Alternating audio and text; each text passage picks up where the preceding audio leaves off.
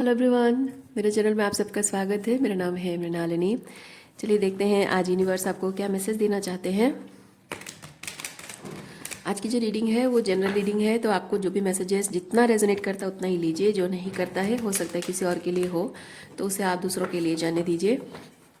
Gender specific नहीं है, as specific नहीं है और टाइमलेस रीडिंग्स है, तो आपको जब भी रेजोनेट करता है आप उसे क्लेम कर सकते हैं। डियर यूनिवर्स, प्लीज़ बताइए जो भी कलेक्टिव इस रीडिंग को देख रहे हैं उनके हाईएस्ट गुड के लिए आप उन्हें क्या बताना चाहते हैं। Thank you for the grace, thank you for the love, thank you for abundance, thank you for healing, thank you for transformation, thank you for clarity, thank you for confirmation, thank you for guidance. Dear universe, thank you, thank you, thank you.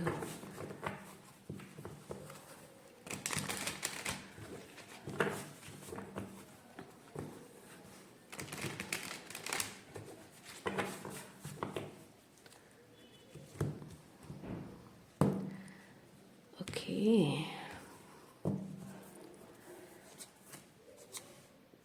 अरे अरे अरे अरे, reading के starting में आपका 3 of swords आ गया है, 5 of swords आ गया है। बेचारा मासूम दिल, और यहाँ बहुत सारा दर्द और बहुत सारे यहाँ पे टॉक्सिक लोग। हार्ट ब्रेक, ये हार्ट ब्रेक है। और ये है लोगों के अंदर, आप देख रहे हो कि वो उनके अंदर कितना टॉक्सिसिटी है, कितने डेविलिश हैं। मतलब ये मासूम नहीं है, ये मासूमियत नहीं हो सकती, अनजाने में गलती हो नहीं सकती है। ये आप देख रहे हो कि लोगों को पता है कि वो कितने गिरे हुए, कितने नीच हरकतें कर रहे हैं, कितने टॉक्सिक है, कितने डेविलिश हैं, उन्हें पता है। इधर वो जानते हैं ऑलरेडी या फिर आपने एक्नॉलेज किया है, फिर भी उन्हें फ़र्क नहीं पड़ता है इस बात से कि वो ऐसे हैं, और फिर भी वो वह सब चीज़ें करते जा रहे हैं जो वो हमेशा से करते हैं। और जब आप लोगों की उस मतलब ये देखकर आप दुखी नहीं हो कि लोगों ने आपके साथ गलत किया।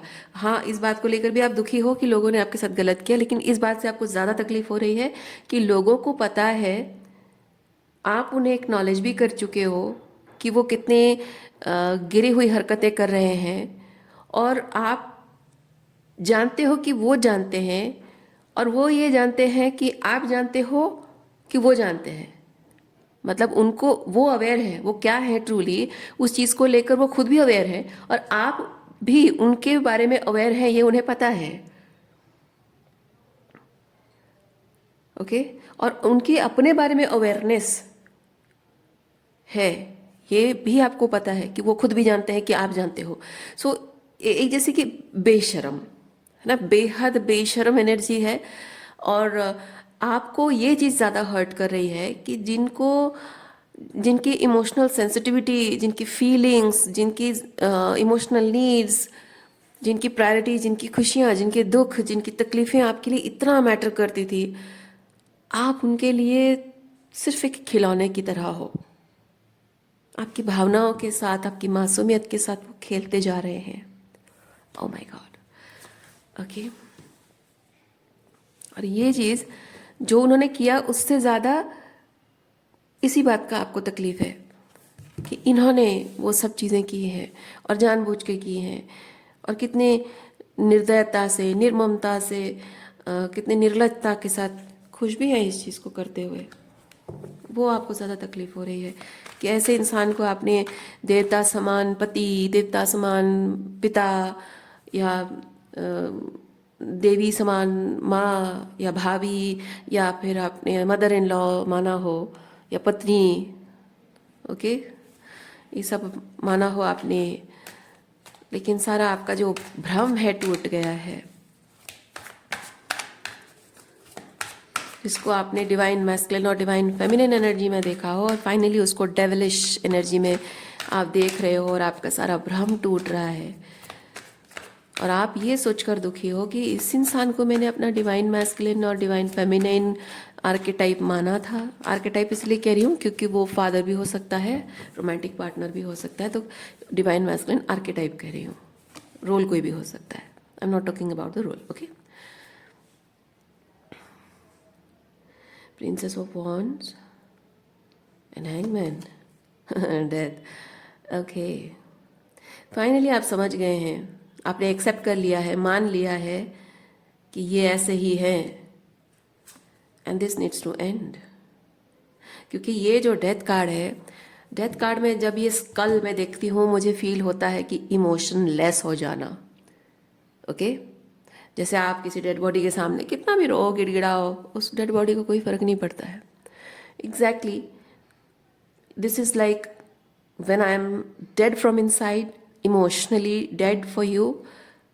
आप रो गिड़गिड़ाओ, शोर मचाओ, गुस्सा करो, चिल्लाओ, कुछ भी करो, कितने भी आप ताने मारो, कितना भी आप अपने आप को विक्टिमाइज करो, कितनी भी माफ़ी मांगो, अब मुझे फ़र्क नहीं पड़ता। ये वैसी एनर्जी है, और आपके अंदर ऐसे डेथ लाइक एनर्जी आ गई है, वो मैं देख पा रही हूँ। अच्छा, ये कैमरा का व्यू थोड़ा सा टेढ़ा क्यों आ रहा है? कैमरा पोजीशन तो ठीक है। अच्छा, आई होप वैसे आपको कोई प्रॉब्लम तो नहीं होती होगी कार्ड्स देखने में।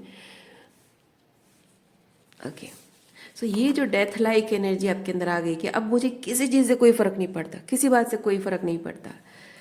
सो अब यहाँ पे आपका जो इनर चाइल्ड है, जो यहाँ बहुत होप, देखिए ये भी चाइल्ड एनर्जी है, ये भी चाइल्ड है, page of cups, page of wands. पर डिफरेंस ये है कि यहाँ पेज ऑफ कप्स अपने कप ऑफ लव को हाथ में लेकर अपने सीने में हाथ रखकर बैठी है। तो ये रिप्रेजेंट करता है कि मैं उम्मीद कर रही हूँ, मैं उम्मीद कर रही हूँ लोगों से। मेरा दिल, मतलब दिल पर हाथ रखना वही चीज़ है कि I am hoping some day things will become good. और अगर आप दुखी हो तो सीने पे हाथ रख के इंसान रोता है कि हाय मेरे साथ ऐसे कैसे हो गया, ये इस इंसान ने मेरे साथ ऐसा कैसे कर दिया, वो वाला एहसास है। लेकिन यहाँ पे आप एक वॉन्ड के साथ खड़े हो, डांसिंग पोजीशन में हो। यहाँ पे ये जो येलो कलर्स है माउंटेन में, मतलब सनलाइट गिर रहा है, यानी कि आप अब यहाँ पे देखिए, यहाँ मून है और यहाँ सनलाइट है, उजाला ही उजाला है। यानी कि आप उस डार्क ग्लूमी और सैड एनर्जी से बाहर निकल चुके हैं और सनलाइट में आए हैं, और अपने आप में रम गए हो, खुश हो अपने आप में, अपने डिसीजन को लेकर, अपनी चॉइसेस को लेकर, जो डायरेक्शन आपने चुना है उसको लेकर आप खुश हैं। डांसिंग विद इन डांसिंग हो सकता है energetically.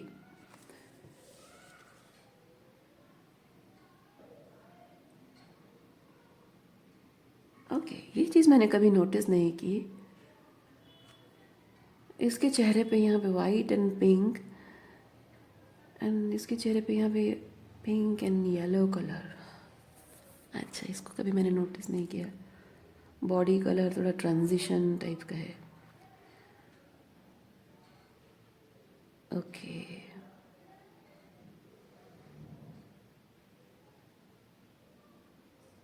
Okay, anyways that doesn't have any significance.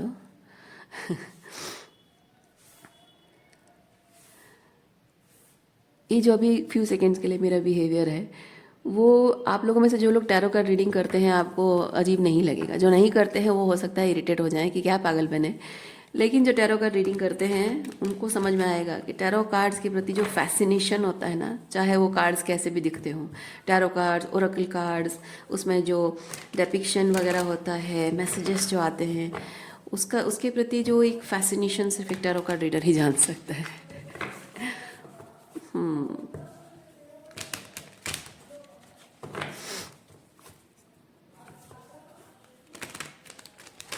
आप लोगों में से जो लोग टैरो का रीडिंग स्टार्ट करना चाहते हैं, this is right time for you to start.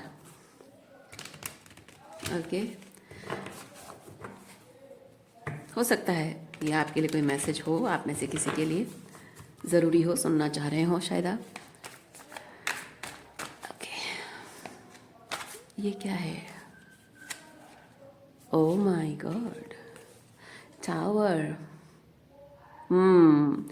जिस पेड़ को आप सींच रहे थे वो पेड़ अब जलकर खाक हो जाए, अब आपको फर्क नहीं पड़ता। Oh my God, this is so powerful.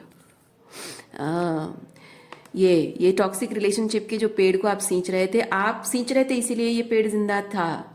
लेकिन अब आप जब यहाँ डेथ की एनर्जी में आ गए हैं, अब उस पेड़ को आप सींच नहीं रहे हो, तो उसकी टावर फॉल होना यानी कि सूख जाना, पूरी तरह से ख़त्म हो जाना। ओके, वैसी एनर्जी है। अब आपको उस बात से कोई फ़र्क भी नहीं पड़ता है। देखिए, ये आई डोंट केयर वाली एनर्जी है।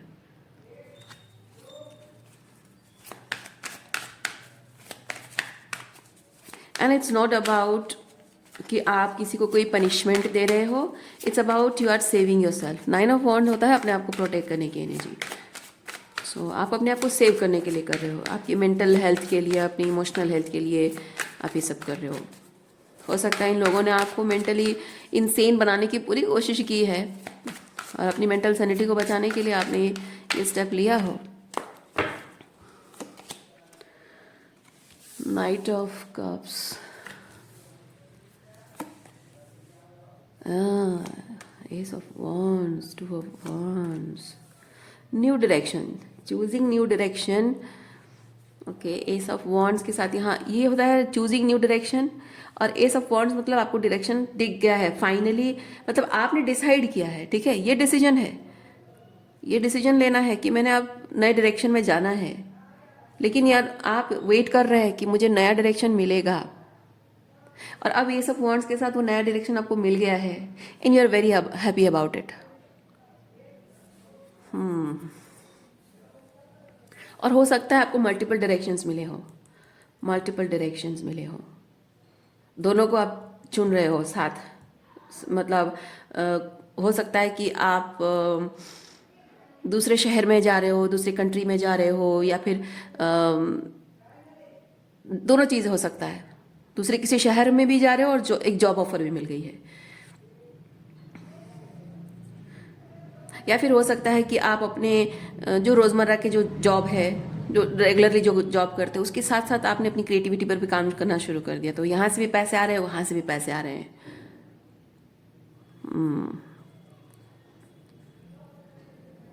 Multitasking. Okay, when it comes to multitasking, multitasking words के साथ यहाँ पे जुड़ रहा है 10 ऑफ सॉर्ड्स। ओके, इसको थोड़ा सा क्लैरिफाई करते हैं।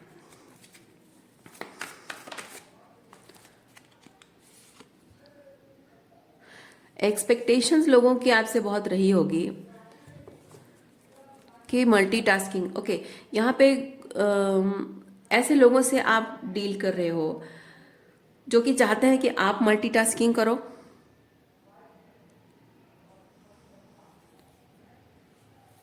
या फिर शायद वो मल्टीटास्किंग कर रहे हो, चाह रहे हो कि एक मतलब दो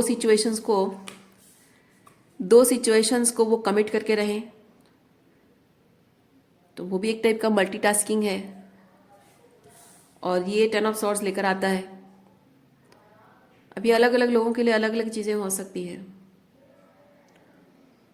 जैसे यहाँ कोई आपके साथ रोमांटिकली भी इन्वॉल्व रहना चाहता है और उसकी शादी कहीं और हो रही है, मतलब चाहता है, ज़रूरी नहीं कि कोई पुरुष ही हो, मैं एनर्जी बस एक्सप्लेन कर रही हूँ। ओके, सो वो पर्सन चाहता हो कि आपके साथ रिलेशनशिप छोड़ना नहीं है, आपके साथ रोमांटिकली इन्वॉल्व भी रहना है, लेकिन उसकी शादी कहीं और हो रही है, तो वो कह रहा हो कि मैं मजबूर हूँ, मैं मना नहीं कर सकता हूँ या मना नहीं कर सकती हूँ।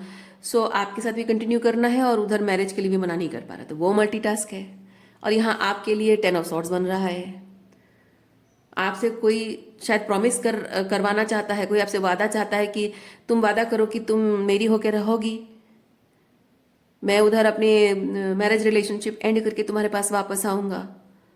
यानी कि उधर ऑलरेडी कोई मैरिड भी है और आपसे वादा भी चाह रहा है कि आप उसका इंतज़ार करते रहोगे। But that is not a good thing, बिल्कुल भी सही चीज़ नहीं है। क्योंकि कोई कोई अगर मैरिज रिलेशनशिप में है तब उसके साथ कोई संबंध रखना वो तो गलत बात है ही। और दूसरा चीज़, अगर वो वादा भी करता है कि मैं अपने मैरिज को छोड़ के आऊँगा, डाइवोर्स वगैरह लेकर आऊँगा और तुमसे शादी करूँगा, इसका मतलब ये है कि उसकी मैरिज टूट जाने की वजह आप हो। तो आपको ये चीज़ ध्यान में रखना है कि आप उससे बैड कर्मा ले रहे हो। उसके जो पति और पत्नी जो भी हैं, उसके जो कर्ज है वो आप पर लगेगा कि आपकी वजह से उसकी शादी टूटी है। तो ये खतरा मोड़ ना लीजिए आप। ऐसे किसी वादे पर आप निर्भर करके अपनी ज़िंदगी मत बिताइए जिससे आपको बैड कर्मा मिले। ओके, पर देखिए आपके लिए बहुत अच्छी अपॉर्चुनिटी आ रही है। आप यहाँ ये सिचुएशन आपके जीवन में जो है, आप इसको एंड कर दोगे ना, डेथ एंड कर दोगे, न्यू डायरेक्शन है आपके लिए। ये सिंगलहुड को भी रिप्रेजेंट करता है, ओके, आपकी इनर चाइल्ड हीलिंग को भी रिप्रेजेंट करता है। सो फाइनली आप अपने जीवन में नई डायरेक्शन में जा सकते हो।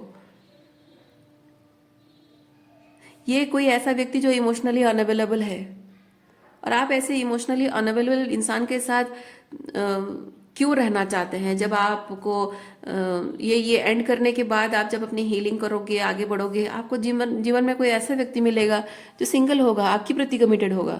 क्योंकि ये होता है, कोई आपके प्रति कमिटेड है, मतलब आपके प्रति उसकी इमोशंस है, इमोशनल अवेलेबिलिटी है। पर यहाँ ये जो सिचुएशन है, ये इमोशनल अवेलेबिलिटी है ही नहीं यहाँ पे। कोई चाहता है कि आप उसके प्रति इमोशनली अवेलेबल रहो, लेकिन वो आपके लिए अवेलेबल बाद में होगा या नहीं होगा, या मल्टीटास्क करता रहेगा।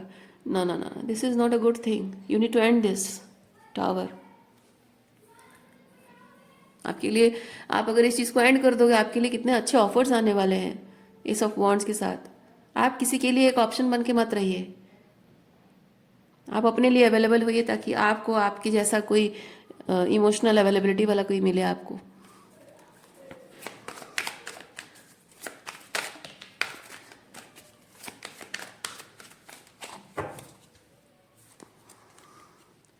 Nine of wands, yes, nine of wands जैसे मैंने कहा था आपको है, इस रीडिंग का पार्ट है ये।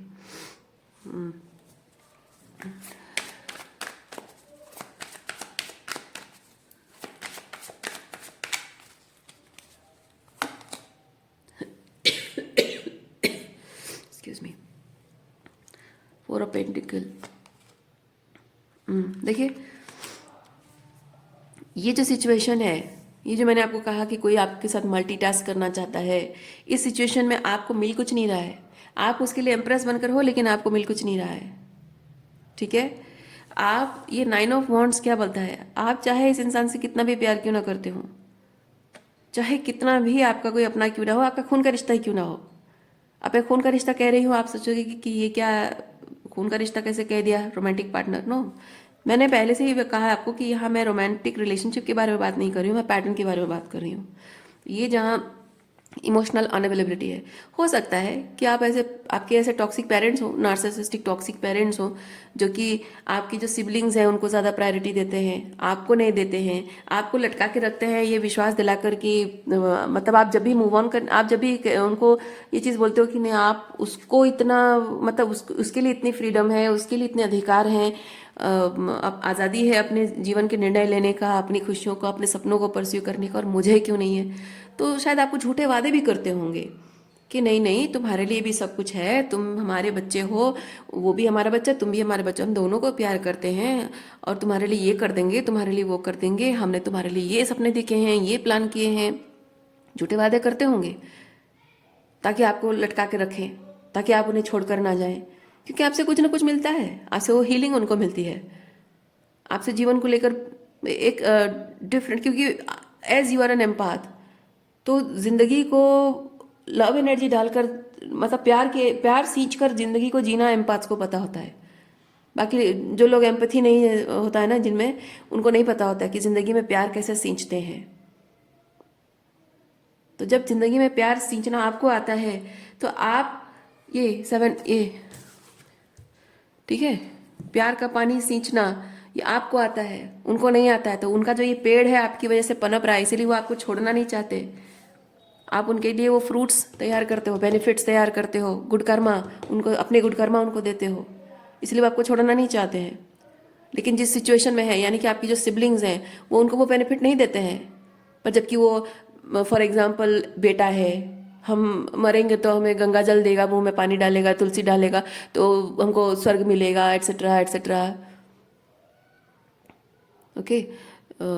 तो या फिर वो बेटा है जो कमा रहा है, हमें खिलाएगा पिलाएगा, तुम एक ऐसे बेटे हो जो तुम कमाते नहीं हो, पर तुम्हारे अंदर ये हीलिंग पावर है, वो कमाता है इसलिए हम उसको ज़्यादा मतलब इंटेंशंस उसके ऐसे होंगे, भले वो बोलते ना होंगे कि वो कमाता है तो हम उसको छोड़ेंगे नहीं, इसके अंदर हीलिंग एनर्जी है तो इसको छोड़ेंगे नहीं, इसको पकड़ के रखेंगे, लेकिन इसको ब्रेड क्रम करते रहेंगे, और वो जो कमा के खिलाता है बेटा, उसको सर आंखों पर बिठाएंगे।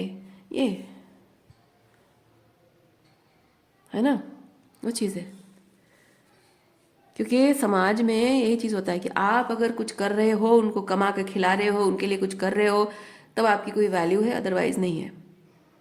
यही irony of life, irony of the society यही हो चुका है कि आप एक बेटा हो, या अगर बेटे होकर भी, बेटा हो या बेटी हो, आप कमा कर खिला रहे हो, कुछ इन्वेस्टमेंट, कुछ बेनिफिट्स, कुछ सोशल स्टेटस या कुछ भी उनके लिए कर रहे हो, उनके दुख और तकलीफ दूर कर रहे हो, उनकी नीड्स, उनकी जो बेसिक नीड्स है, उनकी सर्वाइवल के लिए सब कुछ जो भी है, वो सब चीज़ें अगर आप प्रोवाइड कर रहे हो तो बस आप ग्रेट हो, अदरवाइज आप कुछ नहीं हो।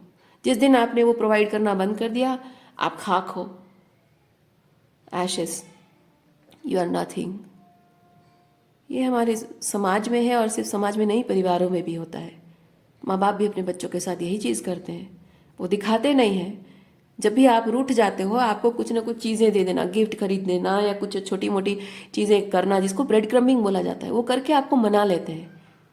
कभी ऐसा मौका बन गया कि कुछ रूठने वाली सिचुएशन बन गई और कोइंसिडेंटली आपका बर्थडे है, तो हर बार आपका बर्थडे बहुत सिंपल मनाते होंगे, लेकिन इस बार आपका बर्थडे बहुत ग्रैंड तरीके से मनाएंगे। क्यों? वो सिर्फ दिखाने के लिए, ताकि आप उन्हें छोड़कर ना जाओ, क्योंकि आपसे आपसे भी उसी तरह कुछ ना कुछ बेनिफिट तो उनको मिलता है। भले ही बाकी सारे आपके जो सिबलिंग्स हैं उनसे जो पैसा, स्टेटस जो भी मिलता है वो ना मिलता हो। सिंपली अगर आप कुछ नहीं कर रहे हो, आप एक लड़की भी हो, आप सोशल स्टेटस कैसे बन सकते हो अगर आप कोई जॉब भी नहीं कर रहे हो, कुछ नहीं कर रहे हो, आपकी शादी हो रही है, आप देखने में खूबसूरत हो, पढ़ी लिखी हो, आपकी शादी हो जाएगी एक पढ़े लिखे आदमी से, उसका भी जॉब होगा, उसके घर वाले, उसके मम्मी पापा भी शायद जॉब करते होंगे, या घर गाड़ी सब कुछ होगा, तो आप भले ही जॉब नहीं करते हो, लेकिन आप अपने परिवार को वो स्टेटस दे रहे हो कि हमारा जो बेटी का ससुराल है, हमारी जो समधियाना है, वो बहुत रिच है, सोशल स्टेटस ऐड होता है। आपके लिए कुछ भी करेंगे, कुछ भी चीज़ें देंगे, घर गाड़ी जो भी देंगे, वो आपके लिए नहीं होगा, वो सोसाइटी में दिखाने के लिए होगा। अपनी समधियाने में वो दिखाने के लिए होता है, आपके लिए नहीं होता है। अपनी स्टेटस दिखाएंगे और उन्हें देखकर अपनी स्टेटस को स्प्रेड करेंगे सब जगह। सब बिजनेस है, यहाँ कहीं प्यार नहीं है। इस संसार में आप ढूंढने जाओगे माय डियर, आपको कहीं प्यार नहीं मिलेगा। हर जगह आपको बिजनेस ही बिजनेस नजर आएगा। जहां आप सच्चे प्यार की बातें करने लगे, लोग आपको लात मार के भाग जाते हैं। यही है हमारे समाज का तरीका जीवन जीने का, और यही आपके साथ भी हो रहा है। आप जो प्यार देते हो, वो प्यार लोगों को चाहिए ज़रूर, पर बदले में कुछ नहीं देंगे। बदले में वो प्यार नहीं देंगे, आपको कुछ नहीं चाहिए, आपको प्यार के बदले प्यार चाहिए, पर नहीं। लोगों को जो चाहिए वो मटेरियल थिंग्स भी चाहिए, वो गिव एंड टेक कर सकते हैं। जो प्यार चाहिए उसके बदले कोई गिव एंड टेक नहीं, क्योंकि अगर है ही नहीं, उनके दिल में प्यार ही नहीं है, ममता ही नहीं है, उनके लिए अनकंडीशनल लव नहीं, उनके मन में नहीं है, उनके मन में एम्पथी नहीं है। एम्पथी नहीं होती, इसलिए तो लोग एक दूसरे का फायदा उठाते हैं, इसीलिए तो जिंदगी में रिश्ते, खून के रिश्ते भी बिजनेस बन गए हैं।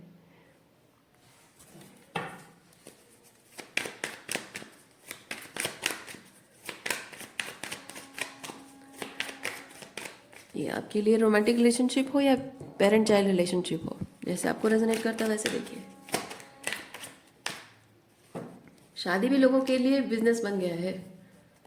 लड़का लड़की, लड़कियां शादी करती हैं पैसा और स्टेटस देखकर, लड़के शादी करते हैं, लड़की खूबसूरत है, सोसाइटी में फ्रेंड्स में सबको दिखाने के लिए कि हाँ देखो कितनी खूब, मुझ जैसे बंदर जैसे दिखने वाले लड़के को कितनी खूबसूरत हूरपरी मिल गई है।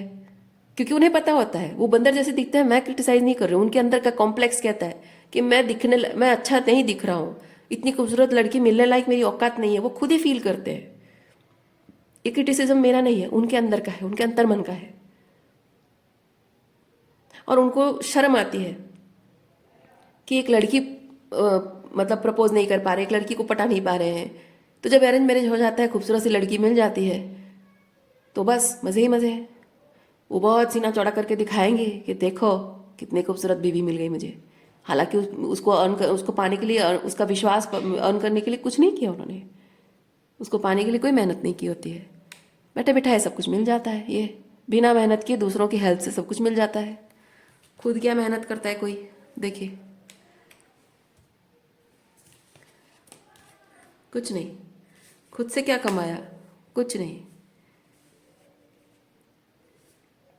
आपको ज़िंदगी में क्या चाहिए? कैसे रिश्ते चाहिए? कैसी ज़िंदगी चाहिए? आप अपने लाइफ स्टाइल, अपने लाइफ को कैसा स्ट्रक्चर देना चाहते हो? ये वो को क्रिएशन की एनर्जी है। को क्रिएशन मतलब आपकी सोल आपको डायरेक्शन बता रही है। आप अपने सोल पर विश्वास करते हैं, अपने अंतरात्मा पर विश्वास करते हैं, यूनिवर्स उसे अलाइन करता है, तो ये वो ट्रिनिटी है। ओके। सो आप अपने जीवन को कैसा बनाना चाहते हैं, वो आपको खुद तय करना है, खुद निर्णय लेना है, और उस चीज़ को आपको खुद उस पर काम करना है। तो यहाँ वर्ल्ड कार्ड बताता है कि everything will conspire in your favour.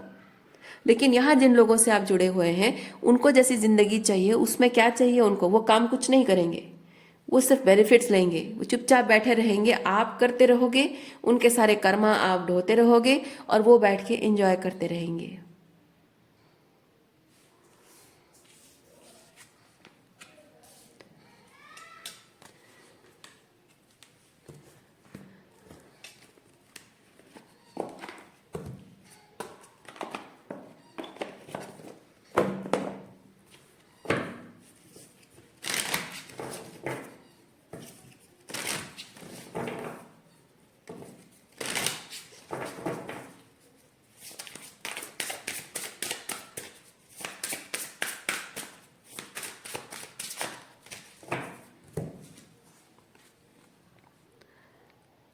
Rise above the dark days of your life. Do not fight them, but have faith that the light will always return.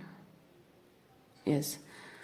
आपको यूनिवर्स ये चीज़ यहाँ बता रहा है कि जहाँ रिश्तों में जहाँ इमोशनल इंटीमेसी नहीं है, जहाँ जो प्योरिटी जो लव होना चाहिए, ओके, जो इनोसेंस रिश्तों में होनी चाहिए, ये ओके, जो इमोशनल इंटीमेसी, जो इनोसेंस रिश्तों में होनी चाहिए, जो प्योरिटी, जो सद्भावना, जो इंटेंशंस अच्छे होने चाहिए, वो नहीं अगर दिख रहा है आपको, इसका मतलब ये कोई सज़ा नहीं है। ठीक है।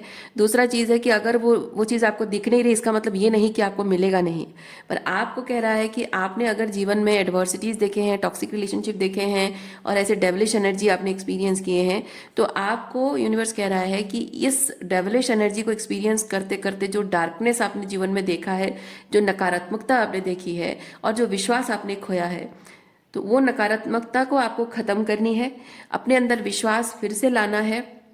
भले ही आज वो आपको नहीं दिख रहा है कि ये वाली एनर्जी आपको मिल सकती है, ये प्योर लव आपको मिल सकता है। अगर विश्वास अभी नहीं है तो विश्वास ना हो, कोई बात नहीं। अगर आपको विश्वास नहीं हो पा रहा है, कोई बात नहीं, लेकिन आप अपने आप पर विश्वास रखिए कि आपके अंदर वो सद्भावना है, आपके अंदर वो राइट इंटेंशंस है, वो प्योरिटी है, प्योर लव है। क्योंकि जो अनकंडीशनल लव आपको चाहिए, दुनिया में नहीं मिल रही तो क्या हुआ, आप में है ना। आप अनकंडीशनल लव चाहते क्यों हो? In the very first place आप चाहते हो क्योंकि आप अनकंडीशनल लव खुद एम्बॉडी कर रहे हो, और आप जानते हो कि अनकंडीशनल लव कैसे किया जाता है और इसकी क्या वैल्यू है। So you are embodying. तो आपको कहा जा रहा है कि जिस लाइट की तलाश में हो, वो लाइट आपके अंदर है। और भले ही आपको लाइट बाहर ना दिखे, चारों तरफ अंधकार दिखे, फिर भी आपको डरना नहीं है। आपको भले ही विश्वास ना हो कि कहीं और रोशनी नहीं है, पर यह विश्वास रखिए कि आपके अंदर वो रोशनी है, और आपके अंदर उसी रोशनी को आप कैरी करते जाइए। अकेले भले ही आपको चलना पड़े, चलते जाइए, लेकिन जस्ट बिकॉज आपको अपने आसपास कोई रोशनी नज़र नहीं आ रही, इसीलिए आपको उसके साथ फिट इन होने की, एडजस्ट करने की, कॉम्प्रोमाइज़ करने की बिल्कुल भी ज़रूरत नहीं है। ओके। आप अगर एक अंधेरा कमरा है, उसमें अगर आप एक दिया जलाते हो, नहीं, दिए का एग्जांपल नहीं देती हूँ, आप वो जो टॉर्च होता है ना, जो फोरहेड में ऐसे लगाते हैं, एक्सक्यूज मी, मान लीजिए एक बहुत ही घना अंधकार कमरा है, कुछ भी नहीं दिख रहा है, आपके इतने पास में भी कुछ नहीं दिख रहा है, आप अपने वो हेड में वो टॉर्च लगाते हो और कमरे में गए हो। आप कमरे में जहाँ खड़े हो, बस वहीं आपको थोड़ा सा आप खुद दिख रहे हो, आपके आसपास की बस चीज़ें दिख रही है, आपके पैरों के नीचे ज़मीन तक बस वहीं दिख रही है, और कुछ भी नहीं, बाकी सब अंधेरा है। तो आप अगर कहोगे कि हाँ सब जगह अंधेरा है, मुझे यहाँ नहीं रहना है, आप कमरे के किसी दूसरे कॉर्नर में चले जाओगे, आपको वहाँ भी अंधेरा दिखाई देगा। अगर आप कहोगे कि मुझे चारों तरफ कमरा अंधेरा ही दिख रहा है, और आप फ्रस्ट्रेटेड होगे, पर मैं आपको दिखाती हूँ रोशनी कहाँ दिखेगी आपको। आप जब तक अपने आसपास देखने की कोशिश कर रहे हो, आपको अंधेरा दिख रहा है, लेकिन the very moment you close your eyes, क्या होगा? आपकी जो आईलिड्स हैं, आप आंखें जैसे ही बंद कर लोगे, आपके आईलिड्स के सामने आपको क्या फील होगा? रोशनी ही रोशनी फील होगी, है ना। हम जब अंधेरे कमरे में आंखें बंद करते हैं, हमारे आईलिड्स के बाहर हमको रोशनी फील नहीं होती है, लेकिन जब रोशनी लाइट जल रही होती है, हम मेडिटेट करने बैठते, कैसा होता है ना, वो आंखें भले ही बंद हो, लेकिन आईलिड्स के बाहर रोशनी है, वो हमारे आंखों को फील होता है। वैसे ही जैसे आप आईलिड्स बंद कर लोगे, आपके आंखों के सामने आपको उजाला ही उजाला फील होगा। क्यों? क्योंकि आपके फोरहेड में वो टॉर्च जल रहा है। कहने का मतलब ये है कि आप जब तक अपनी खुली आंखों से इस दुनिया को देखने की मत खुली आंखों से देखना मतलब नहीं कि आंखें बंद कर लेना, ऐसा नहीं है। खुली आंखों से देखना मतलब इल्यूजनरी वर्ल्ड को जैसा है वैसा इल्यूजनरी मान कर चलना जरूरी है। इल्यूजनरी वर्ल्ड को सच, इल्यूजन को सच मान लेना सही नहीं है, ठीक है। तो खुली आंखों से दुनिया को जब तक देखते हो, कहने का मतलब है कि जो दिख रहा है वो इल्यूजन है, उसको सच मान लोगे जब तक, तब तक आपको अंधेरा ही अंधेरा नजर आएगा। जैसे ही आप अपनी आंखें बंद कर लोगे, हाँ और चीज़ है, खुली आंखों से देखने का मतलब है ओवर थिंकिंग करना। ओवर थिंकिंग करना, हर चीज़ को एनालाइज करना, ओके। हर चीज़ को एनालाइज करना, लॉजिकल पर्सपेक्टिव से देखना। तो जैसे अपनी आंखें बंद कर लेते हो, यानी कि आप लॉजिक से परसीव नहीं करना, वो जिद नहीं रखते हो, आप ओवर थिंक नहीं करते हो, ओवर एनालाइज नहीं करते हो, आप सिर्फ एनर्जी को फील करते हो। और जैसे ही आप एनर्जी को फील करना शुरू करते हो, आप देखते हो कि जो आपको चाहिए, जो लव, जो लाइट आपको चाहिए, वो आप अपने अंदर फील कर रहे हो, अपने आसपास अपनी एनर्जी फील्ड में उसे आप फील कर रहे हो। और वही जो आप अपने अंदर उस लाइट को, उस लव को फील कर रहे हो ना, उसी को फॉलो करते हुए आप चलते रहिए, ठीक है। आप अगर बाहर की रोशनी दिखेगी तो मैं उसको फॉलो करके रास्ते पे चलूंगी, नहीं होगा। आप अपने अंदर की लाइट को फॉलो करते हुए चलते, यानी कि आपकी अंतरात्मा जो कह रही है, बस वही करते जाइए और आगे बढ़ते जाइए। ये आपको वही चीज़ बता रहा है। अंधेरों से डरना नहीं है। जब चारों तरफ अंधेरा होता है, तो आपके अंदर की रोशनी ही आपको रास्ता दिखाती है। आज के लिए इतना ही है। उम्मीद करती हूँ इस रीडिंग से आपको कुछ क्लैरिटी मिली हो। मैं आपको नेक्स्ट रीडिंग में मिलती हूँ। अपना ख्याल रखिए, खुश रहिए, बाय।